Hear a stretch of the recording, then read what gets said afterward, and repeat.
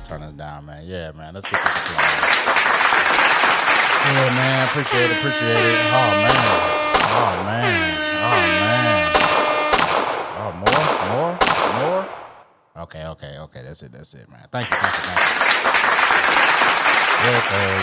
Yes, sir. Let's get that.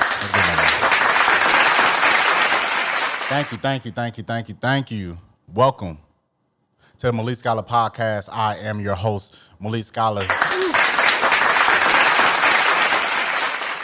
Yeah, man. This is episode 40. Yeah, it's episode 40. I don't know if I'm gonna keep counting the episodes. I mean, I guess I have to, kind of. But I don't know if I'm gonna keep counting these episodes. Because I know, like, in the future, I'm gonna be recording more episodes than one, like in 7 days of time. Usually I just record one. Let me fix this mic. But usually I just record one the day before or whatever. But I know, like, sometimes I want to go on vacation and stuff like that. But I don't want to sacrifice the product for it. You know what I'm saying? So I might stop counting episodes. I don't know yet, man. But welcome, man. I appreciate y'all for tuning in to episode 40 of the Malik Scylore Podcast, man. Not a lot of stuff has happened in the last 7 days, which is cool. And we're going to do different topics anyways. But like always, I start off with last week of music, man. Or just music, period. I finally listened to Beyonce's Lemonade album. I know this album is 9 years old. I am very aware of that. But I never listened to it. I've heard the singles from the album, like the Hold Up song and something else. I don't remember the name of it, but the one with the Becky with the good hair and all that stuff, whatever. But I never actually listened to the full album. Like, I just never had time to actually listen to. Well, I've had the time. I just never listened to the full album, and I finally listened to it, man.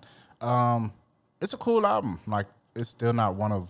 I'm giving a review on a 9-year-old album. It's crazy, but it's still not one of the best Beyonce albums to me. That's Dangerously in Love or the one with 1 + 1 = 2. That one. I think that's 4. Or I Am Sasha. I think it's 4.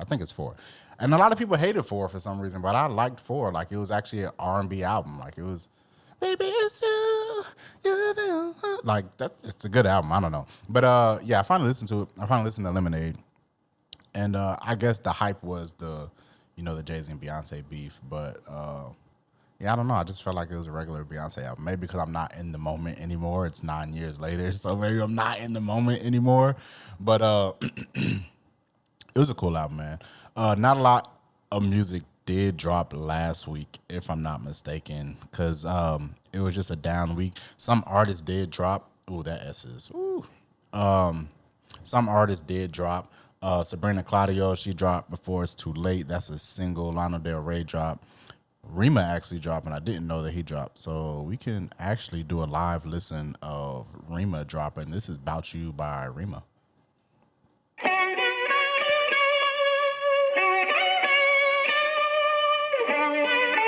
We're going to see what this is sounding like. I like the guitar. Oh, yeah.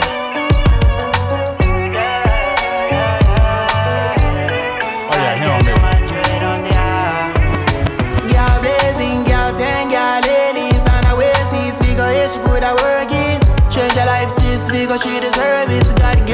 Oh, yeah, he don't miss. I'm not even going to play the whole thing because he just don't miss. Rima is hard. Like, he's just hard. He don't miss. That was fire right there. That was About You by Rima, if you don't know. Gunna dropped the track with, I don't know how to say the guy's name. I'm not even going to lie. It's Renoi or Renoi. I don't know, but I guess it's like a South African artist or something. I don't know. It's in a different language, but the beat was hard. Like, I don't know if you listen to the song. The song is called Gulfstream, but the beat was hard. I was like, yeah, that's fire. This is it right here. Just wait till that beat come in and that beat drop. Nice intro, nice smooth intro.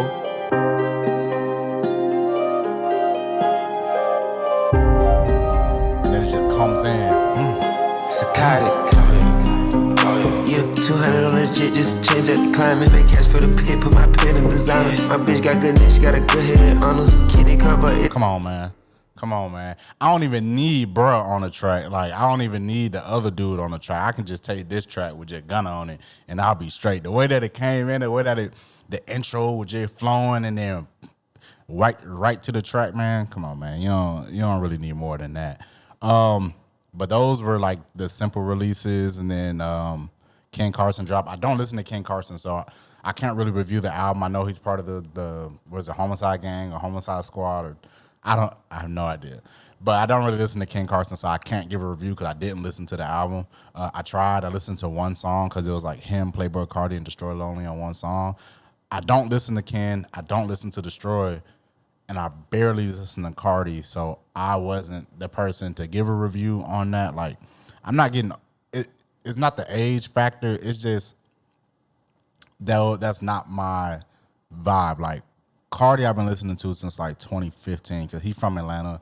He had a different sound back then, so I just give him the grace of listening to the albums that he dropped. But he's evolved into who he is now. But Ken and Destroy, they kind of came in with that style already, so I just never really gravitated towards them. But shout out to them. If it's a good album, let me know in the comments. Like, I don't really let me know in the comments, but let me know in the comments if it's a good album, because I don't listen to it. I haven't listened to it. I'm not going to listen to it. From what I heard, it was all right. I ain't doing none of that. Tory Lanez also dropped. I don't know if he has a bank of songs just ready to go, or he's really recording all of these while he's locked up. I know he's recording some of them while he's locked up. I know that for a fact, because you can just hear it in the song. But some of the songs, like, even with the reverb and the delay and the auto-tune and stuff, it's still sounding really good. Damn near studio quality. Like, it sounds really good. But he dropped another song. It was called Rather Me Than You, in parentheses, Twitch tapes. I don't really know what that means. I don't know if he made it, streaming on Twitch. I really don't know. But the song is fire. The only thing bad about the song is it's like a minute long. Like, it's not even a long song. It's like a minute. But this is Rather You Than Me, Tory Lanez. And it's fire.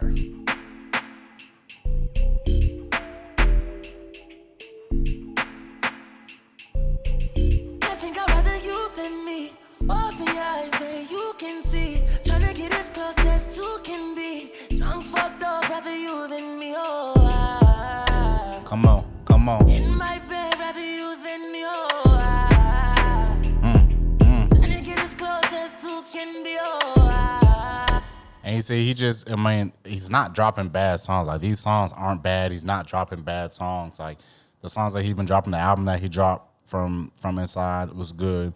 I just seen that Alex Isley dropped the album. I haven't listened to it. Oh, she didn't. She dropped 2 singles off of the EP. She has an EP coming out called Win by Alex Isley. If you haven't listened to Alex Isley, go listen to Alex Isley. She has a wonderful voice, makes beautiful songs. Destin Conrad also released a track, Fire, dropped the video for Fire. Like, all that shit was hard. I love R&B and stuff. But Tory, he's just been dropping stuff, like, with the quality stuff, like, not throwaway shit, like, actually quality stuff, and that's actually pretty cool to see.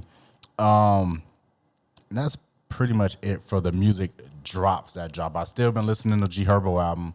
That's been hard. Like, it hasn't changed for me. Like, I still listen. I just turn it on.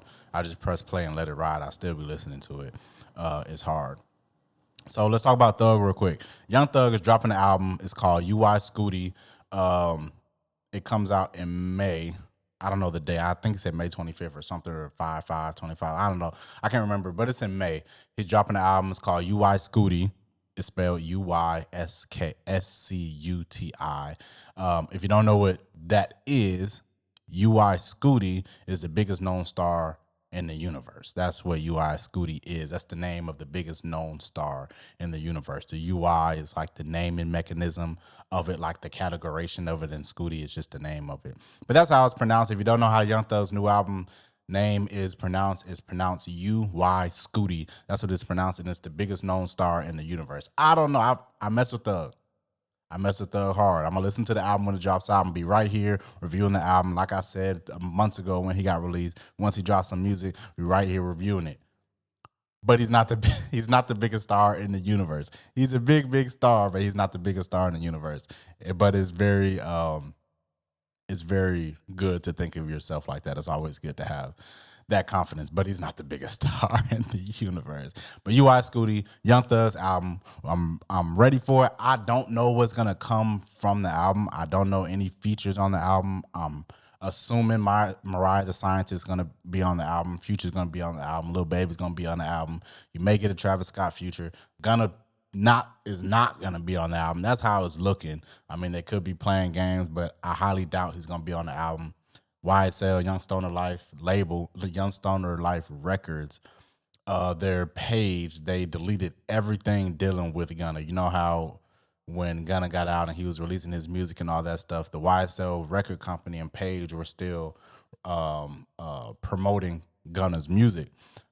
He's signed to the label, so they were still promoting the music. I don't know the label situation. I don't know if has one more album with them or no more albums with them, or I don't know the contract situation. But what I do know, their page took off everything Gunna on their page. I don't know if they're just preparing for UY SCUTI's drop, the Young Thug's drop, the UY SCUTI album. I don't know if they're just preparing for that, but even if they were, I don't see why they would just take all the Gunna stuff off of it, even though Gunna's most likely been the moneymaker in the past 2 years while Thug was incarcerated for that label. But we'll see. Like I said, I don't think Gunna's going to be on that album. But you have like Baby, Future, Travis, Mariah. Like I'm pretty sure they're going to be on the album. I don't know what it's going to sound like. I don't know how he's going to shift. I can speculate, but I don't know how he's going to shift into his parameters that he has to be in for the probation situation. If y'all don't remember, Thug has stipulations in his probation that says he can't rap about gang violence, drugs, like nothing derogatory. Like he can't, not derogatory, because he can still rap about women, but he can't rap about like violent things and drugs and things like that, which was bulk of his lyrics. Right, we all know Thug has songs. I talked to Ice about this on the pod. Thug has songs that doesn't mention any of this stuff, so it's not hard for him to do it. But a full-length album of just talking about girls and how much money he has probably be cool, but it's the way that he has to do it. So I'm hoping for some experimental Thug, some vibes in there, some slow tracks like he had with Sway Lee, some Drake-esque Task. He's probably gonna have a Drake feature on there now that I'm thinking about it. Some Drake-esque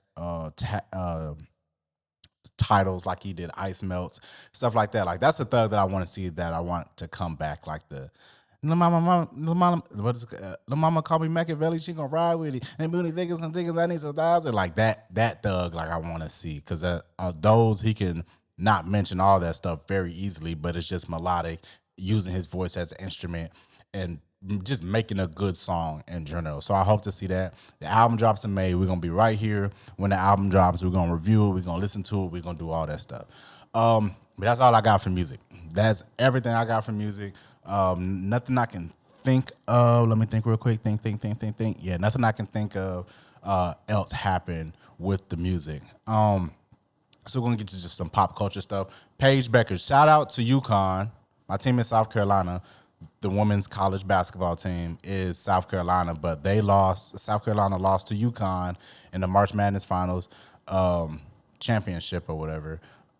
And everybody could really see that coming for real, because South Carolina just wasn't clicking the whole game. They just weren't clicking. But Paige Bueckers came in, did her thing. AZ Fudd came in, did her thing. Those two single-handedly won the game for them. But Paige Bueckers, that was her final year with UConn. The WNBA draft was, I think, 2 days ago. I think it was on Tuesday or Monday. It was one of them days. But she was selected first overall pick to the Dallas Wings. Round of applause for that.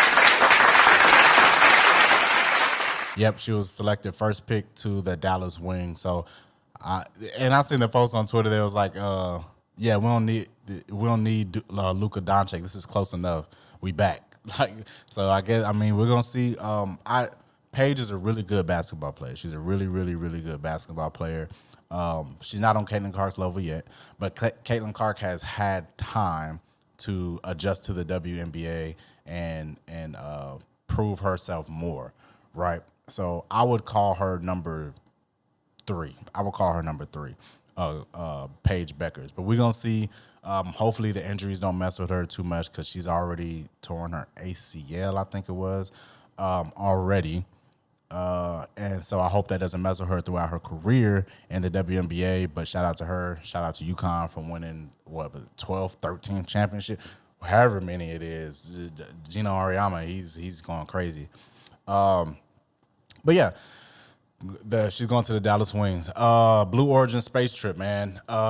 Jeff Bezos, his company, Blue Origin, his rocket company, space exploration company, whatever you want to think of it as, they got a group of, they announced this a while ago too, but he got a group of women. It was Gayle King, Katy Perry, his girlfriend, a rocket scientist or something like that. I don't remember all of their names. You can look it up. Y'all have phones. But they all went up to space. He did the launch. They had the rocket. I'm pretty sure they paid the people to be in the crowd because I'm not sitting there for 2 hours and watching that. If I'm up a billion, like Kris Jenner was there, like if Oprah was there, I know Oprah was there for Gayle, but if I'm gotta watch 2 hours, I'm up $1 billion. Nah, I watched the stream from the house or something. I don't want to be out there for 2 hours. So I'm pretty sure like Blue Origin paid Kris Jenner to be there for real. But they were launched in a dick rocket. That's what happened. And that's it. Moving on. No, they were launched in a rocket that was the shape of a penis. It was. I don't know how that happened, but it was 7 women in a rocket in the shape of a penis. That's what happened. So they did the launch procedure. They went up. The booster detached from the cabin or whatever. And I'm using loose lingo because I don't know the actual verbiage for it, but it detached. They went up to space. They orbited in space for, I don't know, like 10 minutes or something like that. And then they dropped back down to Earth. The parachutes they dropped back down into the Earth's atmosphere. The parachute released and they dropped back down to Earth. A lot of people don't think it was real. I think it was real. I know, I'm not gonna say I know it was real for 100%, but 99% I know it was real. Like, it gets me when people blatantly see something and be like, it wasn't real. That was all a fake video. Like, what would be the point of being so intricate and have so much deception just to say we went to space? Like, why? What would be the purpose to fake that? I don't want to hear about the moon landing because we're in 2025 right now. If you don't think anybody has ever been to the moon, whatever. Like, I'm not finna argue about these points. But a lot of people think this Blue Origin space trip was fake. He's done this before. Elon has done this. His company SpaceX has done this. Like, this is not a new concept. Like, the rockets work. Like, and this wasn't VFX. Like, just do this. If you think that this space journey or this atmospheric journey, because the space thing is a little, I don't even know if they really left the atmosphere for real, but, they was up there where the satellites be at. But if you think it was fake, just find you a video editor that does VFX and just ask them. It's very easy. I'm gonna tell y'all, it's very easy to find out if a video has visual effects or not, if it was faked, if it had a green screen. It's very easy to find these things out because the technology is really, really, really, really good right now, and it has been for a minute. But you can still point out fake things, right? Like, AI is good, movie VFX is good. Everything, sound design, you can just pretty much mimic anything. But just take a video, slow it down, go frame by frame, look at if there's any fringing. Like, there's ways to see if these things are fake. That's why things can be debunked very easily, because there's ways to debunk things. Reality is reality, and there's ways to know if you're in reality or not. Some things can look very, very, very, very close to real, but there's always something that is just not real. But yeah, they went to space, man. Shout out to them. I don't know if I would ever do it. Maybe in like 30 years when I know the technology is back and forth good. I know it'll get us up well. I know it'll get us down well. When those teachers went on that trip and it exploded, I kind of was like, nah, I'm straight. Like, cause that's why everybody, like you seen Oprah and I guess like Gail's dad or something. I don't know. He was a military vet. but they were praying when the booster was going up, because like we've seen what happens at a space launch if something doesn't go right. The fuel enters somewhere that's not supposed to, and it just boom. So, it was cool. But yeah. So moving on. There was something I wanted to talk about before I got to the black business thing. Tay-K, he was sentenced to 80 years. If y'all know who Tay-K is, he had the song "The Race." I'm pretty sure y'all heard of it. I just beat it. I had a case, didn't beat the case. I did the race. Like I know y'all remember that song. He got found guilty in trial, got sentenced, and then he got sentenced to 80 years for killing a photographer. So yeah, man, don't do stupid shit and don't get sentenced to damn near just life. I don't know why they didn't give him life, but they gave him 80 years. But don't do stupid shit. I saw a video of Sexy Red and Justin Bieber dancing together. I don't know what's happening. I don't know what's going on with the Biebs. But the thing is, he's always been like this. Justin Bieber has always been like this. Like, in public facing, he's always been like this. Like, you always see the video of him and the paparazzi. Like, he'll be walking by the paparazzi, just mean mugging the paparazzi. He might be beating up a paparazzi, but he's always been like this, and he's always been around black people like all the time. Yeah, he has that little video. You know what I'm saying? I know a video. I know y'all know what video I'm talking about, but he has that video, which is crazy. But he's always been around black people. Usher, Quavo. He loves Don Toliver. He was very cool with Chance the Rapper. I don't know what happened with that now. But yeah, he's always been around black people. Man, he just likes to vibe. I hope everything's well with him. I know he had that thing going on with his face, which I think Lil Nas X has going on with his face right now too, which is crazy. Like I don't know what be happening. I think they said it's like stress induced or something like that. But I hope everything's going well with these guys, man, because I know stress can cause a lot of weird things going on with your body. You can get these weird headaches. You can start you can develop some serious stuff just from stress itself, because stress is actually stressing the body. So it works overtime, is working too hard. Like stress can really, hinder some things. So, shout out to them. I don't know if there's music coming from that. I don't know what a Justin Bieber and Sexy Red song would sound like. I hope it don't sound like a Bruno Mars and Sexy Red song. Hope it don't sound like that. But I don't know if there's music coming from it. This was, I think, Sexy Red's birthday party. So, but I don't know how that relationship even got there, where Justin Bieber was at the party and they get to dancing and all that stuff. So if there's music coming out, I mean, I'll listen to it. I ain't gonna say I'm just gonna like bump it in the car 24/7. But if something comes with it, I'll listen to it. We'll be right back. So, Wallo, he was doing a seminar or talking to some business people or whatever, well, aspiring entrepreneurs. That's what he was talking to. He was talking to aspiring entrepreneurs, and somebody in the crowd and somebody in the audience was recording what he was saying. And he was explaining about businesses, and he mentioned black business, and he was trying to relate to these guys how to be better as a black entrepreneur. And what he said was, don't give me all that black business shit. I'm a black entrepreneur. I'm paraphrasing here. He said, I'm not going to buy your shit just because you black. I'm going to buy your shit if it's good. So don't expect people to just buy your shit because you black. And that came, and obviously I was paraphrasing, but that was the gist of what he was saying. And that he got a lot of flack for that online. Understandably, but not understandably at the same time. If you are a business owner and you are a black business owner, you kind of understand what he's saying. There was a better way to say what he said, but you kind of understand what he was saying. I own a business, right? I actually do own a business, right? It's a service business. I do photography. I say that all the time. So I do photography. I'm a photographer. I have a service business. I don't expect people to book with me or do anything with me clientele-wise if the product is not good. I don't care if you're white, black, Hispanic, Asian, Chinese, whatever. You're not going to book with me if the product is not good, if the service is not good. I'm not going to expect another black person to book with me because I'm black. That's naive. That's an immature way of thinking.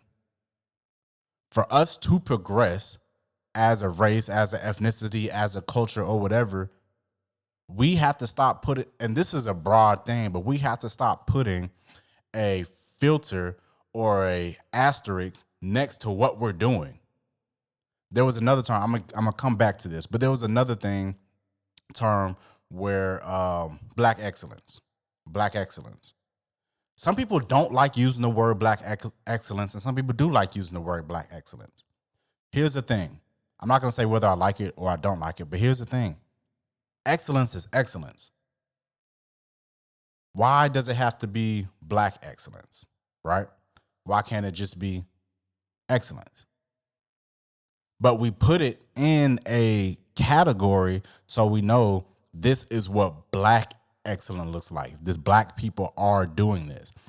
And it has become a stigma on an accomplishment. A black doctor getting their medical PhD or whatever it's called, their PhD for medicine or whatever, and they're deemed as black excellence. But that's just a good thing. You becoming a doctor, you doing all those years in school and getting your degree, that's just a good thing.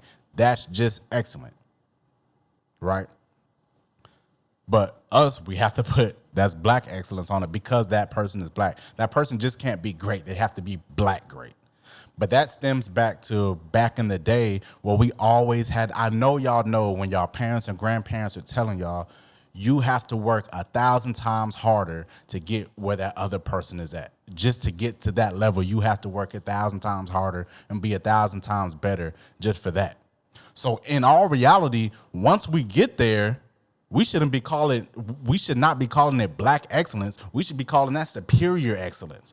Because if we had to work 1,000 times harder to get to the same place where the other people was at, we're doing way, way, way, way, way, way better. We are the superior.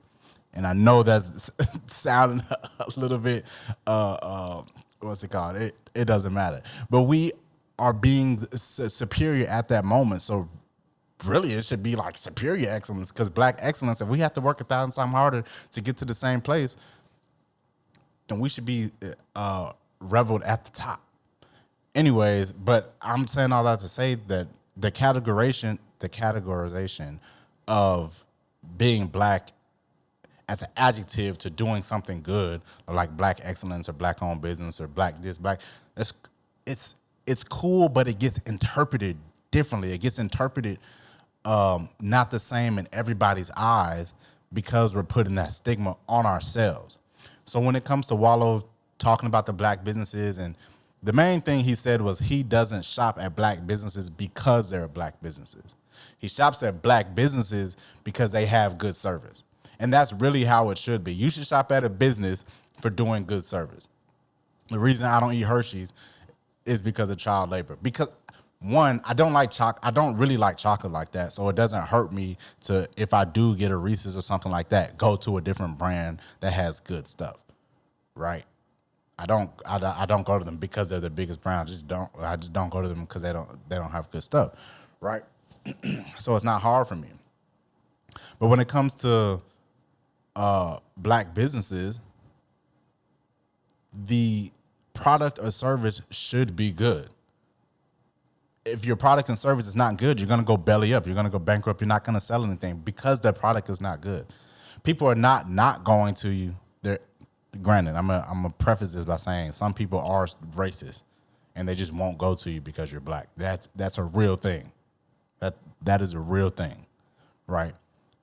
But beyond that, if you don't have a good service or product, you're not going to get the revenue and the clientele and the people that you want because the service and product is not good, not because you're black. I don't want black people to be hung up on the fact that I'm black and people are not coming to me because I'm black, or I'm black, people have to come to me because black people have to come to me because I'm black, because that'll skew your way of thinking. And now you're not really focused on the business part. You're focused on, you need to come to me because I'm black. You're black, I'm black, let's work together. It doesn't work like that. It's never worked like that.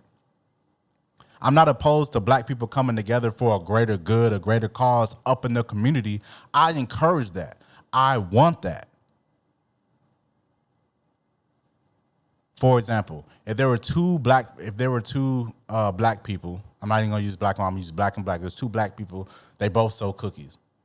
You wanted to try some new cookies out. You go to the first black person, try the cookies. Num, num, num, num, num. Oh, these cookies are great. Boom. You go to the next black person. You try some cookies. Num, num, num, num. Damn, these cookies suck. Next time you want some cookies, who are you going to? Are you going to the cookies that suck by the black person because he's black?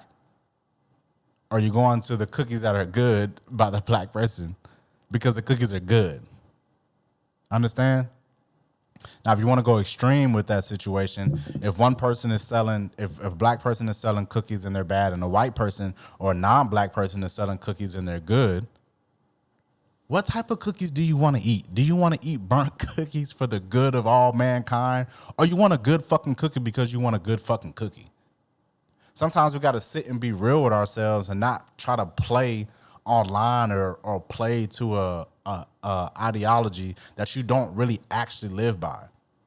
Wallo said these things and everybody know that it's true, but people get butthurt and people want to play like these things aren't true. Nigga, if you don't have good business, we not going to you. I don't care what color you are. If you don't have good business, we're not going to you. And for me to know that you don't have good business means I went to you. Means I tried your stuff, didn't like it. Now I got to go to where I know it's good. And it doesn't always have to be, if it's a black business, I don't like it, I'm going to a white business. I'm not saying that. That is a problem in the black community anyways, but that's not what I'm saying. And that's what pisses me off so bad, because there's so many different areas and avenues that we need to. I was talking to Blaze about this a while ago on the pod. There's so many different ways and avenues that we have to change first before we get to all the other stuff, because the other stuff is going to be a byproduct of changing the preliminary ways first, right? And what I mean by that is black people love to shop designer shit. They love to shop designer shit. Louis V, Gucci, Prada, Chanel. The girlies love Chanel.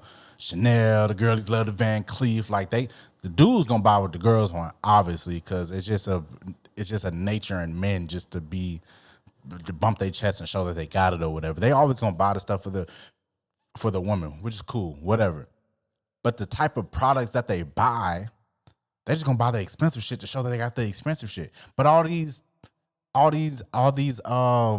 products and services are provided to you at a cost by non-blacks.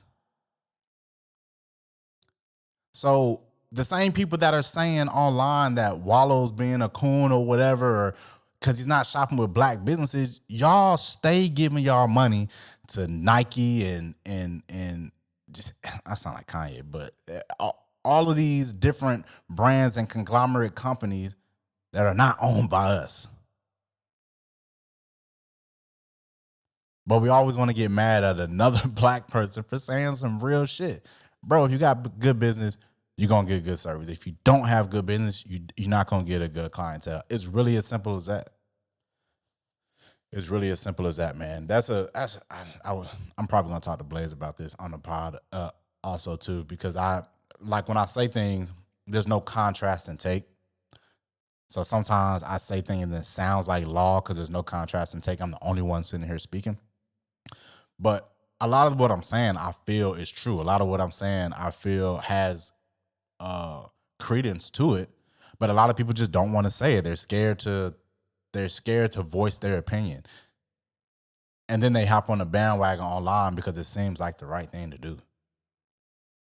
Everybody lives by their own morality. Everybody has their own compass that they follow, right?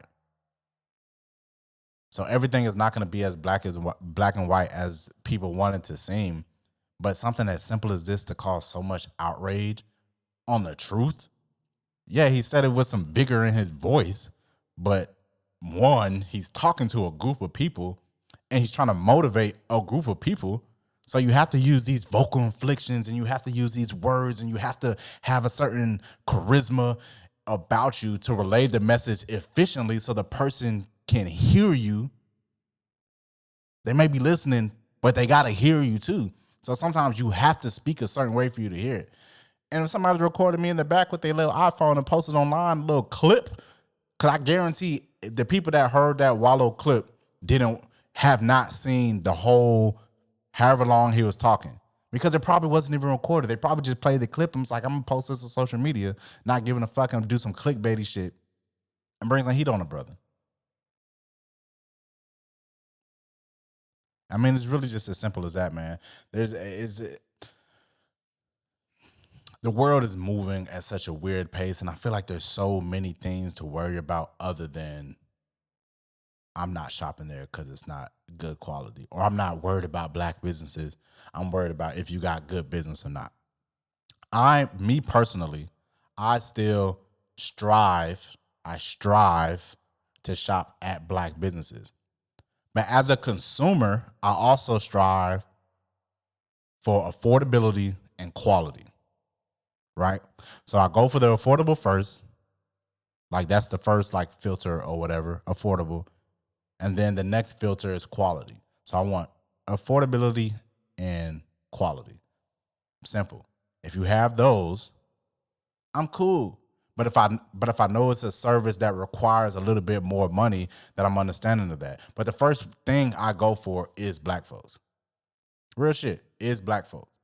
The photographer that took her maternity photos, black man. My landlord, a black man.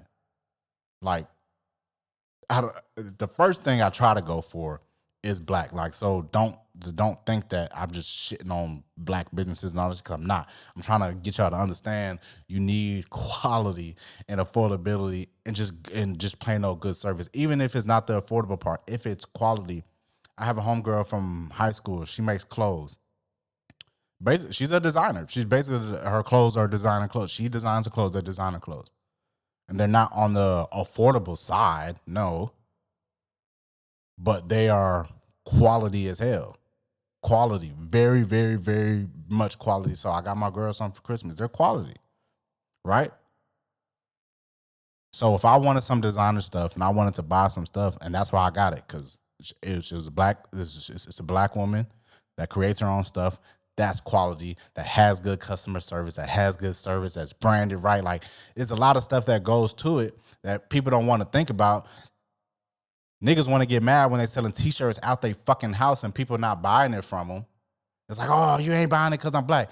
No, nigga, it's because I got to pull up to your house to buy a $40 t-shirt that's from fucking Gildan. That's why I'm not pulling up at your house. It's not because you black and I don't want to buy your shit. It's because it's not processed right, nigga. I don't want to drive 30 miles to pay $40 for a $5 t-shirt. I'm not doing that shit.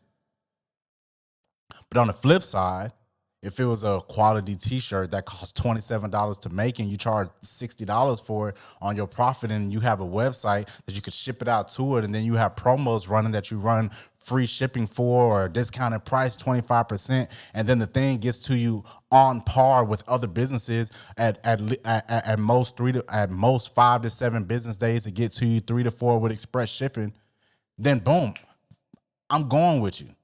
Because I understand the business part. I know you got to make your profit. I'm chilling. Cool.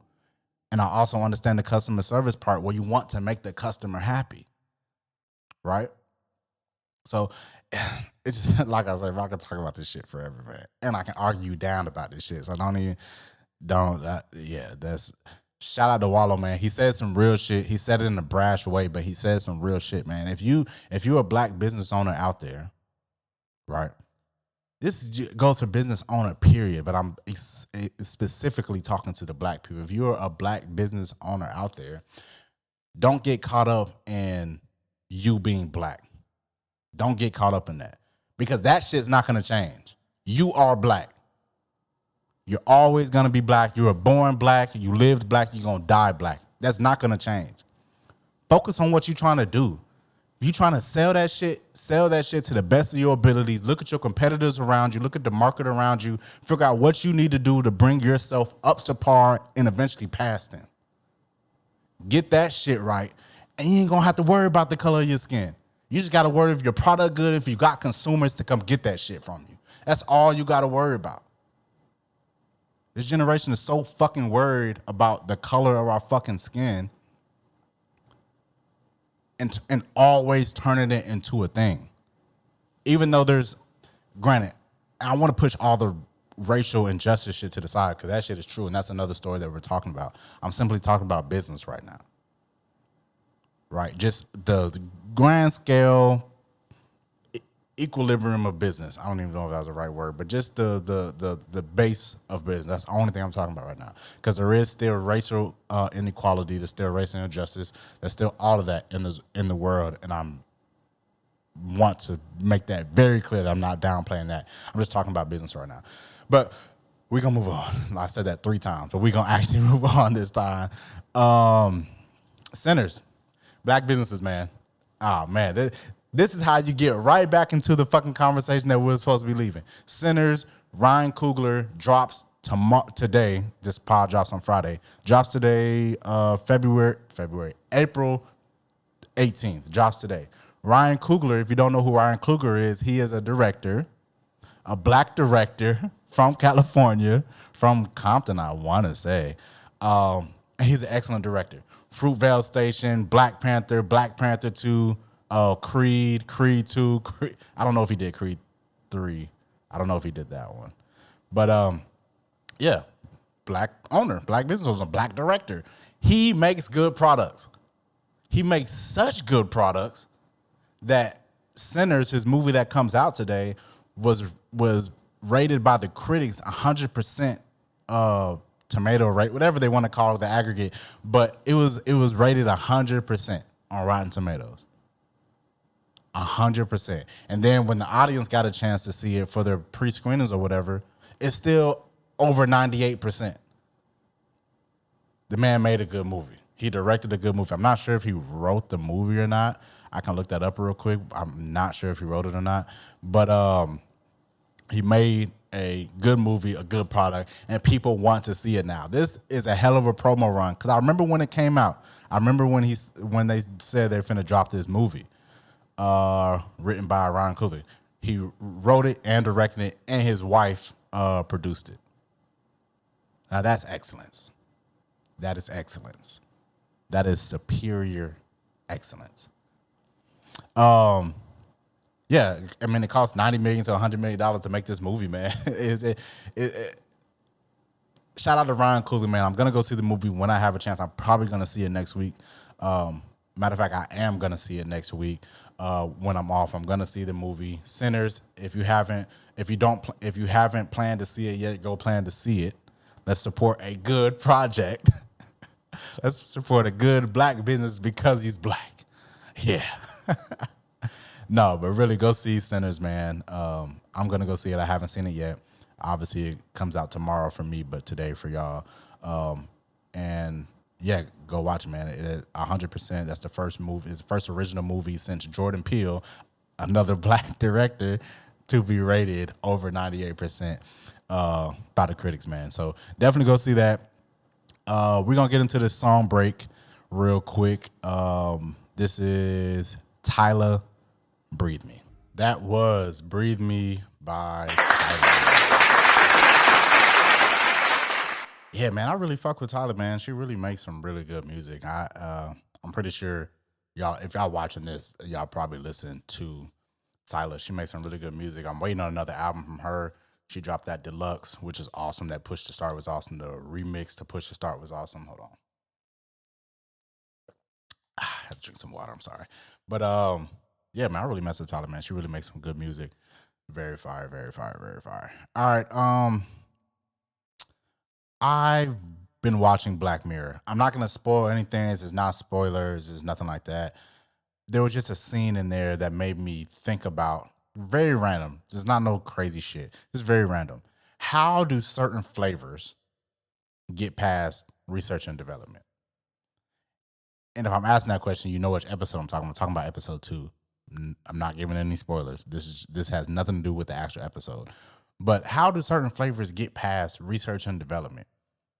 The person has to make the flavor, the scientist or whatever has to make the flavor for the brand, and then they get a focus group of people to come in and taste the new flavor And and they keep having different groups to get in, to get a good, control group, and to get a group, get a good, what is it called, study size or survey size or whatever, to get a good group of that.